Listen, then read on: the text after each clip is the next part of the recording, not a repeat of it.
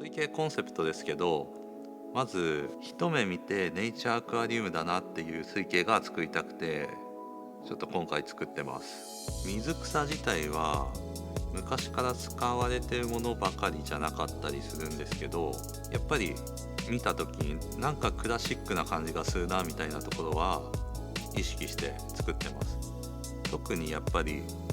成長の遅い水草、クリプトとかなんですけど、そこら辺はやっぱり自分の中でネイチャーアクアリウム感というか強いかなって思って結構対応してますね。今まで多く使われた水草、ミクロソラムでいうとミクロソラムナローとか、あとはアロイドでいうとアヌビアスとかが多かったんですけど、今回はミクロソラムベンディロフ、あとはブセファランドラ各種使ってます。なんで昔のネイチャーアクアリウムを表現するっていう感じではなくて、ちょっと新しいというかニューネイチャーアクアリウム感みたいなのも出していってる感じではありますね。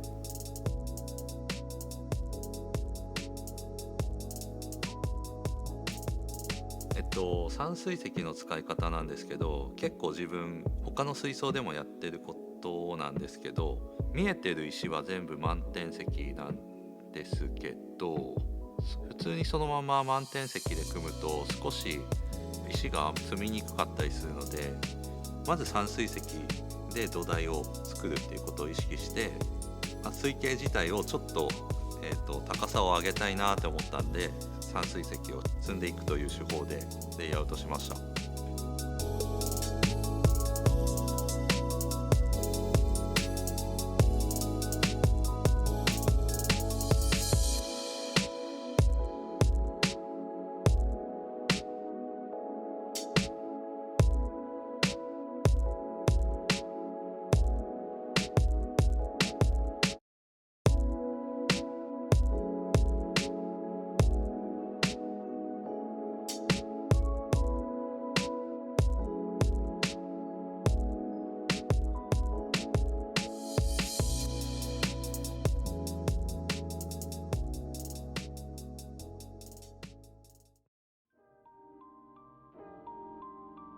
最初は化粧砂とグラベルとかを混ぜて川のような表現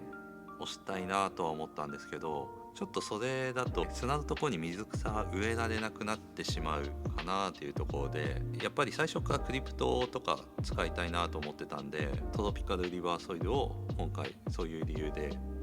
採用しました。でやっぱりトロピカルリバーソイルだと栄養面ってちょっと不安があるので、トロピカルリバーソイルの下にアマゾニアを入れるっていう手法でそこら辺は解決してます。あとは追肥を随時してクリプトを大きく育てるってことをしてますね。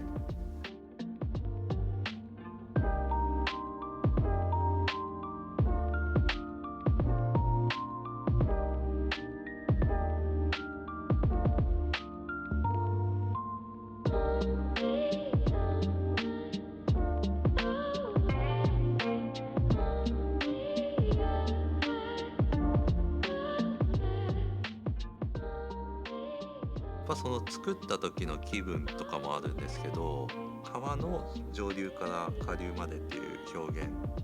で、上の方にはブセファランドラだったり、手前の方ですね、流れの弱いところにはクリプトっていう風には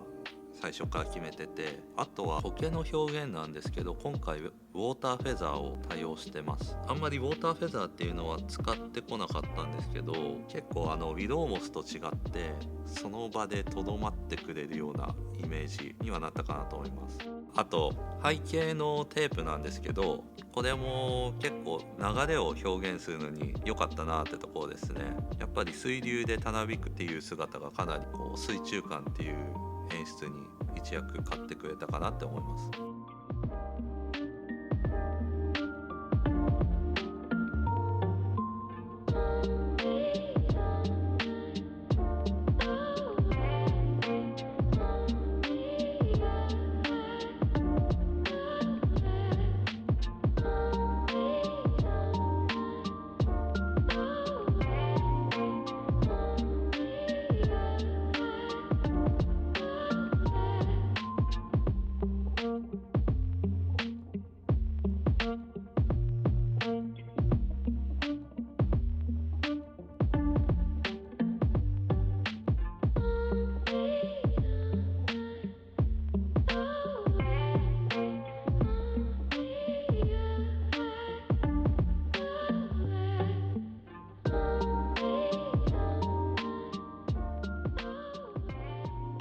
最近のレイアウトであまり使ってない水草とかを使ってて、それが本当にクラシック感とか昔ながらのネイチャーアクアリウム感っていうのを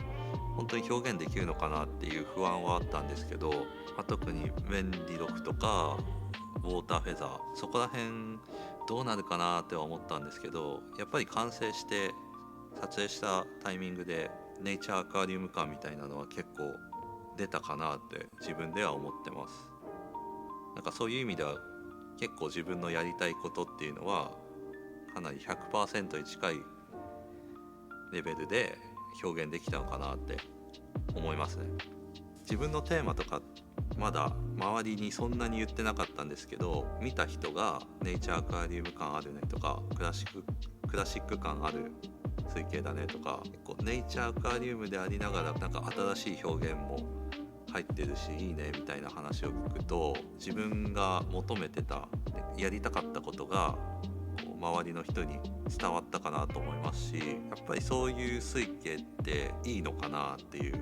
のもあって、やっぱり自分でテーマとか決めてやっても他の人に伝わらなかったらあんまり意味がなかったりするので、そこでこの水景に関してはそういうテーマとか伝わったんで成功かなと思いました。